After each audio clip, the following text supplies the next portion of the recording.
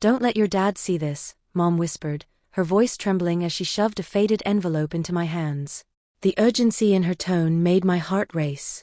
What was so dangerous about a letter buried in some forgotten drawer? I glanced at her, but her eyes darted to the kitchen door as if Dad might barge in at any moment. I unfolded the envelope, feeling the brittle paper between my fingers. The handwriting was unmistakable, bold loops and jagged edges, as familiar as my own name. But it wasn't addressed to my mom. The words on the page hit me like a punch to the gut, scattering memories I didn't even realize I had. "Mom," I said, my voice cracking. But she raised a finger to her lips, her face pale. "Not now. Please just hurry." What could be so devastating that she couldn't face it in daylight? What truth was she so desperate to hide? I grew up in a small sun-soaked town where secrets had a way of settling into the cracks of life like dust in an old house. My parents, Lila and Mark, were the kind of couple people whispered about at church, too perfect, too polished, like the framed family photos hanging in our hallway. Mom was the quintessential homemaker, her smile as bright as the yellow sundresses she loved to wear, while Dad was the quiet rock, a man of routine and stern integrity. Together, they were the blueprint of stability, the anchor of my world. And then there was me, Claire, their only child, the one always stuck between their opposing personalities. I inherited Mom's restless curiosity and Dad's quiet reserve, a mix that left me constantly questioning things I wasn't sure I wanted answers to. Our house, a sprawling ranch-style home with creaky wooden floors and faded floral wallpaper, had always felt like a sanctuary. The living room smelled of lavender from Mom's candles, and the faint hum of Dad's old vinyl records echoed in the evenings. But lately, the air felt heavier, like something unsaid had seeped into the walls. It started subtly, a strained silence at dinner, Mom's nervous glances at Dad, the way she'd pull me aside to talk about the smallest things, as if filling the air with chatter could keep the tension at bay. Dad, for his part, seemed oblivious, burying himself in his work at the hardware store or his weekend projects in the garage. But I could sense it, something was off. The stakes were high, even if I couldn't put my finger on why. My parents weren't just my family, they were the foundation of everything I understood about love, loyalty, and trust. If something was threatening that foundation, it wasn't just their world that would shatter, it was mine too. The day it all unraveled started innocently enough. It was a Saturday morning, the sun streaming through the kitchen windows as Mom and I prepped breakfast. She seemed distracted, her hands fumbling with the eggshells, her gaze distant.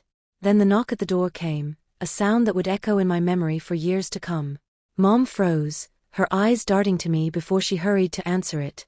When she came back, her hands were shaking, clutching that envelope as if it might burn her. "Claire," she said, her voice low, almost a whisper. "We need to talk." And just like that, the world I thought I knew began to crack, piece by fragile piece. Mom pulled me into the living room, her grip on my wrist firm but trembling. The envelope rested in her other hand, a fragile weight she seemed terrified to hold yet unable to release. "Mom, what's going on?" I asked, my voice rising in pitch as anxiety gnawed at my chest.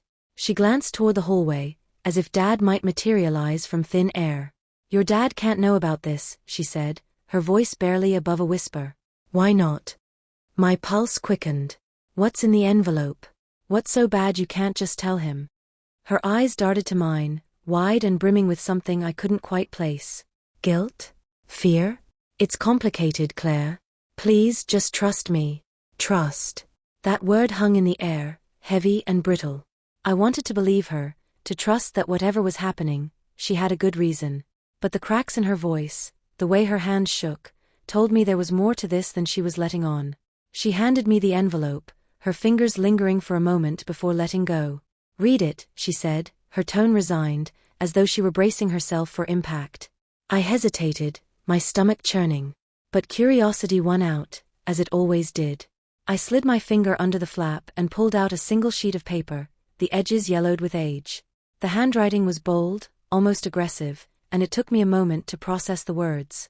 "Dearest Lila, I know what we had wasn't supposed to happen, but I can't pretend anymore. I can't go on like this, knowing what we shared and seeing you with him. I love you. I always have. Please, tell me we have a chance. Please." The signature at the bottom sent a jolt through my body. It wasn't Dad's name. "What is this?" I asked, my voice shaking. Mom's shoulders sagged, and she sank into the armchair by the window. "It's a letter from Someone I knew before your dad. Someone I thought I'd moved on from. My mind raced, trying to piece together the fragments of her confession. You mean, you had an affair? Her head snapped up, her eyes filled with panic. No, not an affair. This was before I married your dad. But, it's complicated, Claire. He came back into my life after you were born. I didn't cross that line. But the feelings, they were there. I felt like the ground had been pulled out from under me. Does Dad know? She shook her head vehemently. No. And he can't, Claire. This letter, it was never supposed to resurface. I thought I destroyed it years ago. I stared at her, my mind a whirlwind of confusion and betrayal. Why does it even matter now? If it was in the past, why are you so afraid of Dad finding out? Mom swallowed hard, her eyes darting toward the kitchen. Because I'm not sure he'd believe it was just in the past. Not after, she trailed off, her words hanging in the air like a question I didn't want answered. My voice hardened. Not after what? Her silence spoke louder than any words could. The realization hit me like a punch to the gut. This wasn't just about a letter. There was more, something she wasn't telling me. Mom, what aren't you saying? I demanded, my voice cracking under the weight of my own fear. Before she could answer, the sound of the garage door opening made us both jump. Dad was home. Panic flashed across her face, and she grabbed my arm. Claire, please. Put the letter away. Don't let him see it. Not now. The desperation in her voice sent a chill through me. I stuffed the letter back into the envelope and shoved it into my pocket just as Dad walked into the house, his boots thudding against the floor. He smiled when he saw us, but his brow furrowed at our tense expressions. What's going on in here? He asked, his voice casual but probing. Nothing, Mom said quickly, too quickly. Just girl talk. His gaze lingered on her, then shifted to me. You sure about that? I forced a smile, my heart pounding. Yeah, Dad. Everything's fine. But as I stood there, the weight of the envelope pressing against my thigh, I realized nothing was fine. Whatever secrets Mom had been hiding were now mine to keep, or reveal. And either choice felt like it could tear our family apart.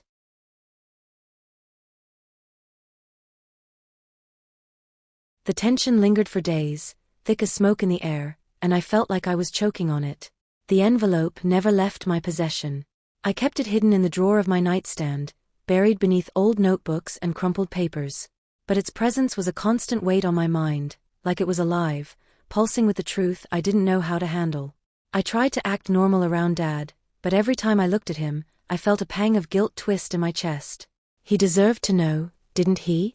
Yet every time I thought about telling him, I'd hear Mom's voice in my head, trembling with desperation. Please, Claire. Don't.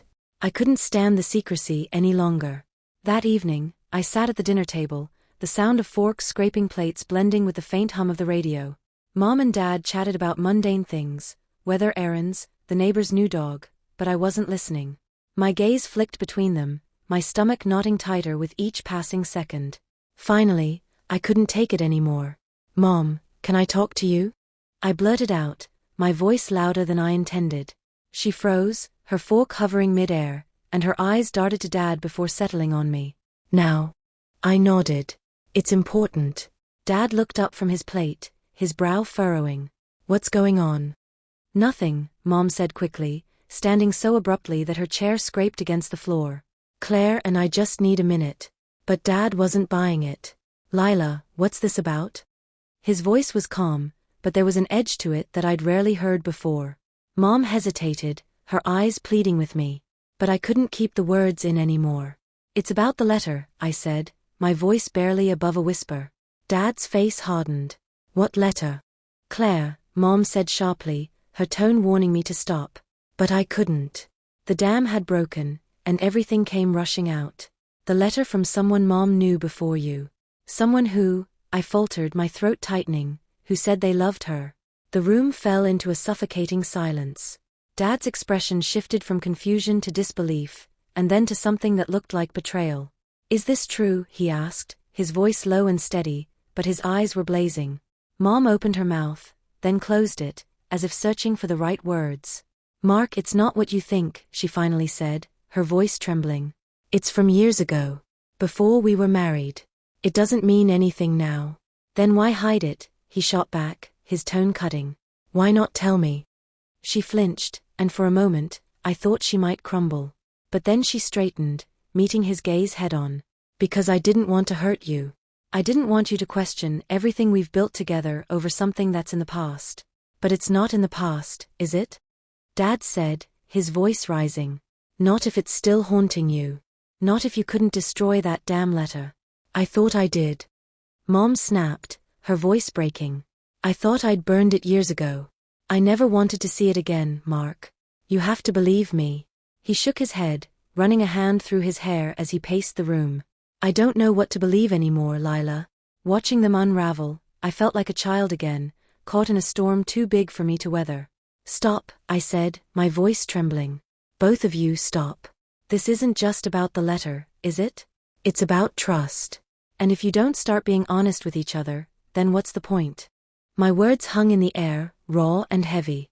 Mom's eyes filled with tears, and Dad turned away, his shoulders sagging. Finally Mom spoke, her voice soft but steady. Mark, I love you. I've always loved you. But yes, there was a time when I doubted myself, doubted us. And that man, he reminded me of who I used to be. But I never acted on it. I swear to you, I never crossed that line. Dad turned back to her, his face unreadable. And you expect me to just take your word for it? She nodded, a single tear slipping down her cheek. Yes. Because that's what love is, isn't it? Choosing to believe in each other, even when it's hard. The silence that followed was unbearable. Finally Dad sighed, his shoulders dropping as if the fight had drained out of him. I don't know if I can do that right now, he said quietly. Mom nodded, her face crumpling. I understand. I sat there watching them, feeling like an intruder in a moment so raw and fragile. My parents weren't the invincible figures I'd always thought they were. They were just two people, flawed and struggling, trying to find their way through the mess of love and trust. And in that moment, I realized that maybe there were no easy answers, only choices, and the hope that they'd lead us somewhere better. The days that followed were quieter than any I'd ever known. Mom and Dad moved around the house like ghosts, their conversations clipped and perfunctory. The warmth that once filled our home seemed to have slipped through the cracks, leaving only a hollow ache in its place. I kept replaying the moment in my head, wondering if I'd done the right thing by speaking up. Did I make things worse? Or was the truth something that needed to come out, no matter how much it hurt? One evening, I found Mom sitting alone on the porch, a mug of tea cradled in her hands. She stared out at the horizon, the fading light casting soft shadows on her face. For a moment, I saw her not as my mother, but as a woman, someone who had lived, loved, and made mistakes. Do you regret it? I asked, breaking the silence. She looked at me, her eyes tired but clear. Regret is a tricky thing, Claire. I regret hurting your dad, and I regret keeping secrets. But I don't regret the life we've built, even if it's far from perfect. I nodded, trying to understand. Do you think he'll forgive you? She took a long sip of her tea, then exhaled. I don't know. Forgiveness isn't something you can demand. It's a gift someone chooses to give. All I can do is be honest with him from now on and hope that's enough. Her words stayed with me as I watched Dad later that night, sitting in his garage with the door open, staring out into the dark. He looked smaller somehow, as if the weight of the revelation had stripped him of some invisible armor. I didn't know if they would find their way back to each other, and maybe neither did they. But what I did know was that love was never simple. It was messy, painful, and complicated. Yet, it was also resilient, capable of bending without breaking. As I lay in bed that night, the house still and quiet, I thought about what it meant to truly know someone, their flaws, their secrets, their darkest truths, and to love them anyway. Perhaps that was the real test of love, not its perfection, but its endurance.